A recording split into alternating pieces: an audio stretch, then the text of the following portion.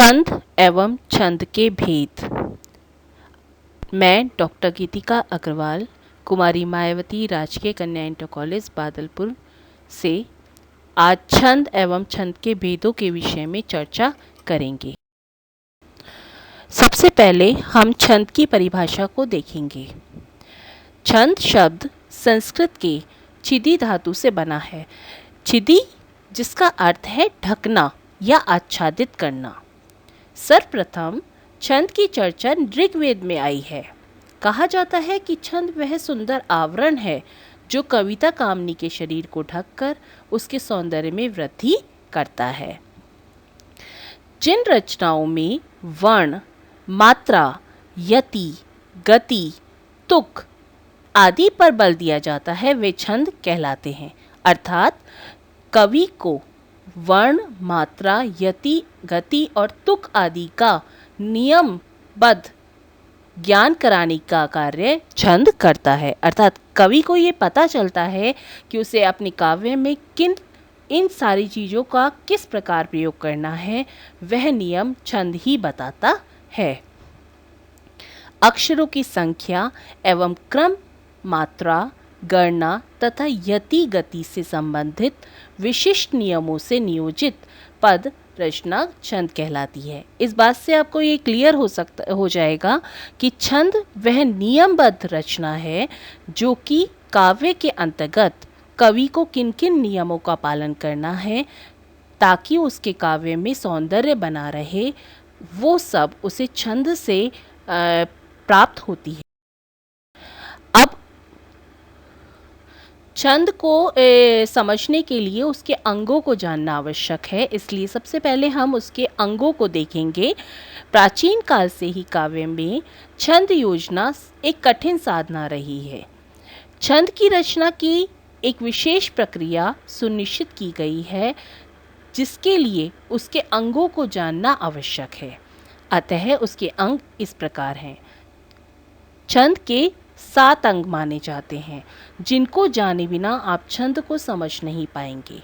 इस जो हैं वर्ण, मात्रा, यति, गति, तुक, लघु और गुरु एवं गण। इनको जाने बिना आप छंद के विषय में जानना संभव नहीं है। सबसे पहले आता है वर्ण। वर्ण भाषा की सबसे छोटी इकाई मानी जाती है। उसे ही अक्षर भी कहा जाता है। यह छोटी सी वह ध्वनि है जिसको कभी खंडित नहीं किया जा सकता। वर्ण के 2 भेद होते हैं। पहला लघु, जिसे ह्रस्व भी कहा जाता है, जिसके उच्चारण में कम समय लगता है, 1 मात्रा का समय लगता है। आप लोग जनरल या सामान्य भाषा में उसे छोटा स्वर भी कहते हैं। छोटा अ, छोटा ई, छोटा ऊ, छोटा रिरी, इस तरह से भी हम उच्चारण करके बोलते हैं। जबकि छोटा वर्ड अर्थात लघु, उसे लघु या ह्रस्व स्वर कहा जाता है। दूसरा है उसका पार्ट दीर्घ स्वर। दीर्घ अर्थात जिसके उच्चारण में लघु से अधिक समय लगे उसे दीर्घ कहा जाता है। अर्थात 2 मात्राओं का समय, उसे दीर्घ स्वर कहा जाता है। जैसे आ, ई, ऊ, ए, ऐ, ओ, औ, अर्थात इनमें समय अधिक लगता है। ये बात बहुत समझने के लिए जानने के लिए ज़रूरी है। लघु और दीर्घ। लघु अर्थात छोटा, दीर्घ अर्थात बड़ा, जिसमें ज़्यादा स्वर लगते हैं। दूसरा पॉइंट आता है मात्रा। किसी स्वर के उच्चारण में जितना समय लगता है उसे हम मात्रा कहते हैं। इसके पश्चात तीसरा अंग आता है यति। यति छंदों को पढ़ाते समय कई स्थान पर विराम लेना पड़ता है। उन्हीं विराम स्थलों को यति की संज्ञा दी गई है।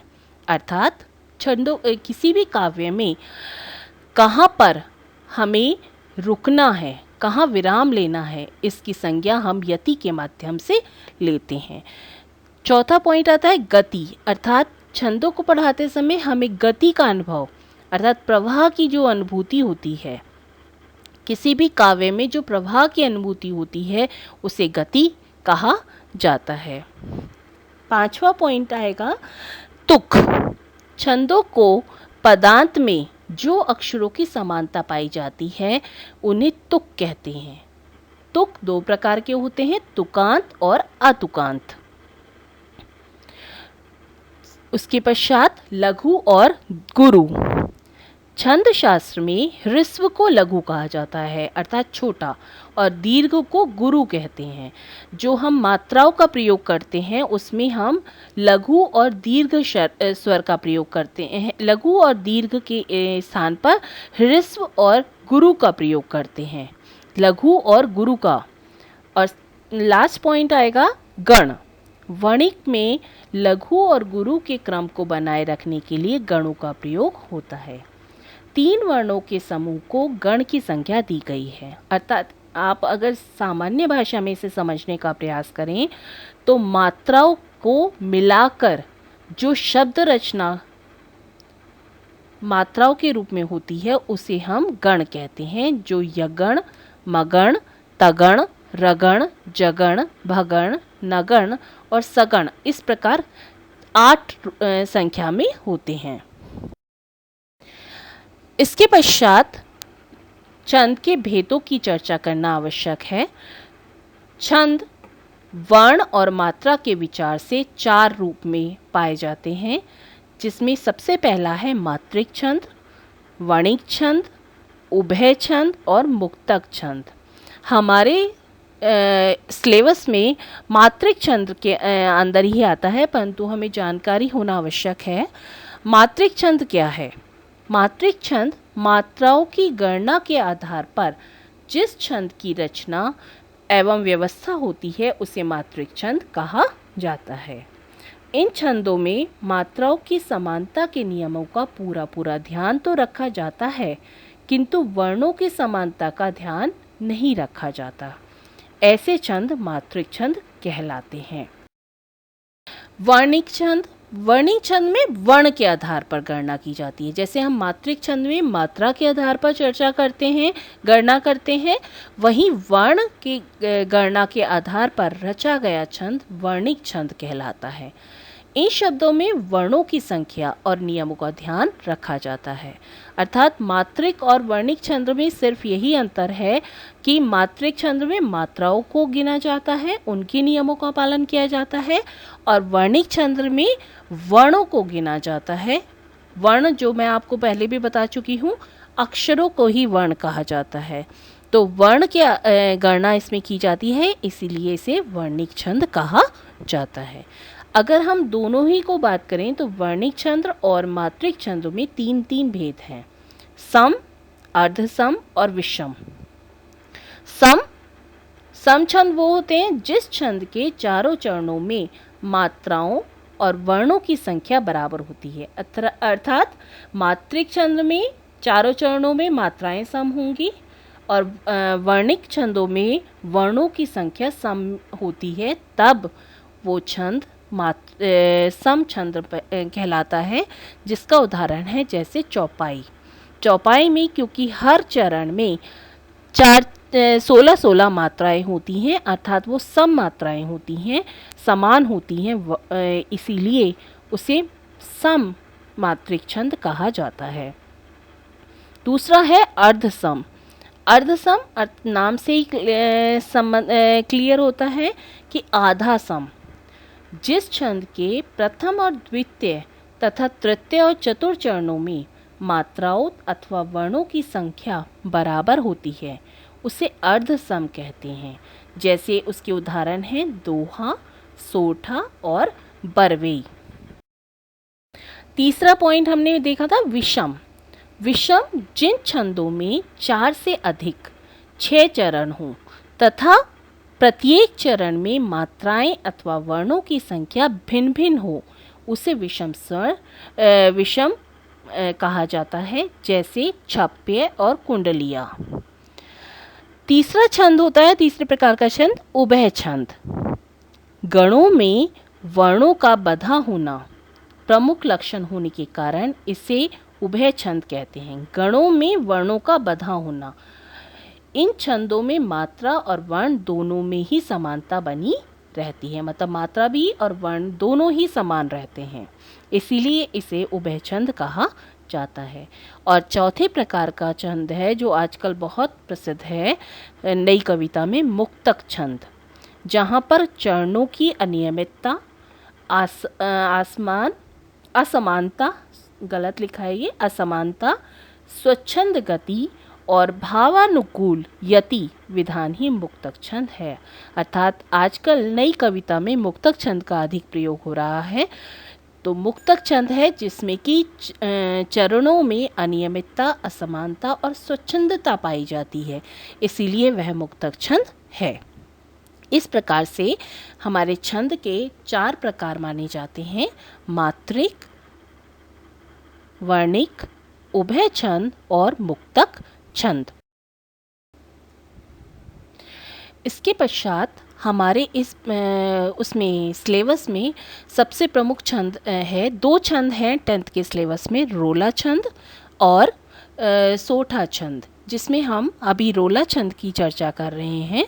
सबसे पहले रोला छंद देखते हैं। रोला एक सममात्रिक छंद है जिसके प्रत्येक चरण में 24 मात्राएं होती हैं तथा 11 और 13 पर यति होती है। यति हम पहले भी देख चुके हैं। यति अर्थात वहाँ पर थोड़ा सा विराम होता है। पहली बात सबसे इम्पॉर्टेंट है, रोला एक सममात्रिक छंद है। सम अर्थात उसके हर चरण में समान मात्राएं होंगी। सम अर्थात समान, समान मात्राएं। सम मात्रिक अर्थात मात्राओं के आधार पर उसकी गिनती की जाएगी। तो रोला एक सममात्रिक छंद है क्योंकि इसके प्रत्येक चरण में 24 मात्राएं होती हैं और इसके प्रत्येक चरण में 2 गुरु तथा 2 लघु वर्ण होते हैं। मैंने आपको गुरु बताया, गुरु अर्थात बड़ा वर्ण और लघु अर्थात छोटा। छोटा अर्थात छोटा स्वर जिसे बोलने में कम समय लगे और गुरु अर्थात जिसे बोलने में अधिक समय लगे और 2 चरणों में तुक आवश्यक। अब हम रोला छंद का उदाहरण देखेंगे। उदाहरण के साथ साथ हम ये भी जानने का प्रयास करेंगे कि मात्राएं किस प्रकार से लगती हैं। देखिए, यहाँ पर रोला छंद का उदाहरण है, नित नव लीला ललित ठानी गोलूक अजिर में, रमत राधिका संग रास रस रंग रुचिर में। यहाँ पर रोला छंद में हमने पहले मात्राएं लगाना सीखते हैं। ये एक डंडा दिख रहा है आप लोगों को। इस एक डंडे से तात्पर्य है एक मात्रा, इसको एक की तरह काउंट करेंगे। और ये एस की आकृति जो आपको दिखाई दे रही है, एस की आकृति से तात्पर्य है 2 मात्राएं। ठीक है, 2 अर्थात दीर्घ। अभी हम गुरु और लघु की बात कर रहे थे, लघु और दीर्घ की बात कर रहे थे ना, तो यही है, इसे हम लघु कहते हैं और इस एस की आकृति की जो होती है इसे हम गुरु कहते हैं। गुरु अर्थात बड़ा और 2 वाला। तो जहाँ जहाँ इस तरह से बड़ा स्वर हो वहाँ पर हम 2 मात्राएं लगाएंगे और जहाँ पर छोटा स्वर या कोई मात्रा ना दिखे, केवल अ की ध्वनि सुनाई दे, वहाँ पर हम एक एक मात्रा लगाएंगे। अब आप देखिए, हम उदाहरण को देखते हैं। नित, इसमें न पर छोटी की मात्रा है इसीलिए यहाँ पर एक मात्रा, त पर एक मात्रा, न पर एक मात्रा क्योंकि अ स्वर है इसमें, व पर एक मात्रा, ल के साथ बड़ी ई की मात्रा है अर्थात दीर्घ स्वर है इसलिए 2 मात्राएं अर्थात गुरु। ला में गुरु क्योंकि बड़ा स्वर है और ल में एक मात्रा, ली में भी एक मात्रा और त में भी एक मात्रा। इसके पश्चात आप इनकी काउंटिंग करेंगे तो 1 2 3 4 5 6 7 8 9 10 11। हमने अभी बात की थी 11 और 13 पर यति होती है, जैसे कि इसके परिभाषा में। तो 11 मात्राओं के पास बाद एक रोक है, यति है। उसके बाद अगली पंक्ति में देखेंगे ठा बड़ा है, दीर्घ है, इसलिए 2 मात्रा। यहाँ लघु है, 1 मात्रा। गो बड़ा है स्वर, इसलिए 2 मात्रा। लो 2 मात्रा और क में 1 मात्रा। इसी प्रकार अज़िर में भी 1-1 मात्रा, क्योंकि सब लघु हैं। और में 2 मात्राएं। ये भी एक बार गिन लेते हैं। 2, 3, 4, 5, 6, 7, 8, 9, 10, 11, 12, 13। हमारा पूरा छंद का वही था कि 11 और 13 मिलाकर 24, अर्थात एक चरण में 24 मात्राएं और 11 और 13 पर यति। इसी प्रकार इसके बचे हुए उदाहरण में भी हम 1, 2, 3, 4, 5, 6, 7, 8, 9, 10, 11 और 2, 3, 4, 5, 6, 7, 8, 9, 10, 11, 12, 13 अर्थात 11 और 13 पर यति और 24 मात्रा, अर्थात दोनों चरणों में 24-24 मात्राएं तथा 11 और 13 पर यति। यही है रोला छंद का मुख्य उदाहरण। मैं आपको एक उदाहरण दे रही हूँ। यही सयानो काम राम को सुमिरन कीजिए, पर स्वार्थ के काज शीश आगे धर दीजिए। इसमें आप मात्राएं लगाकर ये देखने का प्रयास कीजिए कि ये रोला छंद का उचित उदाहरण है या नहीं। कि आपको रोला छंद समझ में अच्छे से आ गया होगा। इसके पश्चात हम दूसरा उदाहरण देखते हैं छंद का सोठा। सोठा जैसे कि आपने पहले पढ़ चुके हैं, दोहा। दोहा के से बिल्कुल उल्टा होता है सोठा। सोठा एक अर्धसम मात्रिक छंद है। मात्रिक छंद ही है दोनों, रोला भी, दोहा भी और सोठा भी, परंतु सोठा भी एक अर्धसम मात्रिक है। अर्धसम जो कि हमने बोला था जिसमें आधी समानता होती है, यह दोहे का उल्टा होता है, क्योंकि दोहे में विषम चरणों में 13-13 मात्राएं होती थी और सम चरणों में 11-11 मात्राएं, परंतु यहाँ पर उल्टा है। सोठे में विषम चरणों में, विषम चरण कौन से होते हैं? विषम चरण होते हैं 1 और 3, पहला और तीसरा, और समचरण दूसरा और चौथा। अर्थात सोठे में भी 4 चरण होते हैं, सोठा छंद में भी 4 चरण होते हैं, और पहले और तीसरे चरण में विषम चरण लिखा हुआ है। पहले और तीसरे चरण में 11-11 मात्राएं और समचरणों अर्थात दूसरे और चौथे चरण में 13-13 मात्राएं होती हैं। तो यही है, सोठा छंद में तुक प्रथम तथा तृतीय चरण में होती है और विषम चरणों के अंत में एक गुरु और एक लघु मात्रा का होना आवश्यक माना जाता है। इसके पश्चात सोठा छंद के उदाहरण को हम देखेंगे। उदाहरण में आप देख रहे हैं कि इसमें 4 चरण हैं, पहला, दूसरा, तीसरा और चौथा। इसमें पहला चरण है कुंद इंदु समदेह उमा रामन करुणा अयन।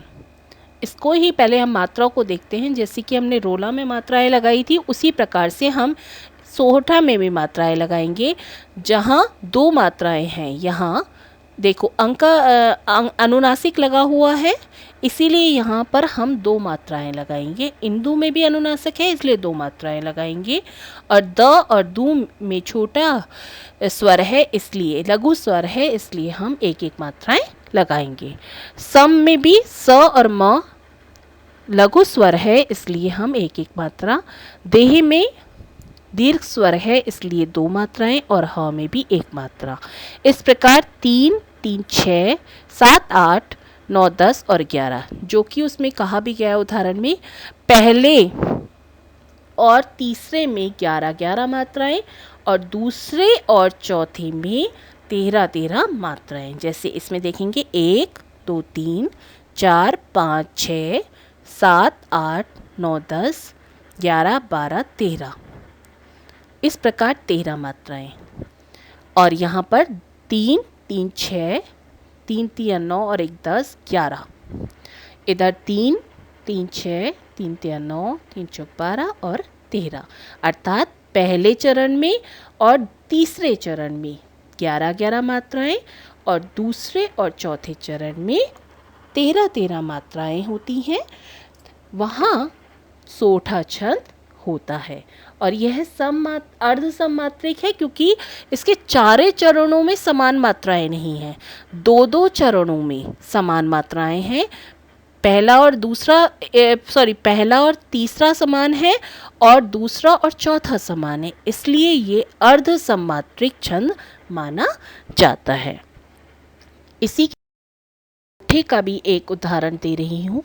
इसमें आप अपने जिस हिसाब से मैंने मात्राएं लगाने बताई हैं, आप उसी तरह से मात्राएं लगाकर उनकी गिनतियां कर इसको सिद्ध कीजिए। धन्यवाद।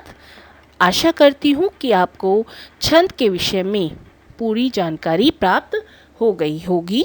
कोई परेशानी हो तो आप अपने मेरे कमेंट बॉक्स में उसके विषय में बता सकते हैं और चर्चा कर सकते हैं। धन्यवाद।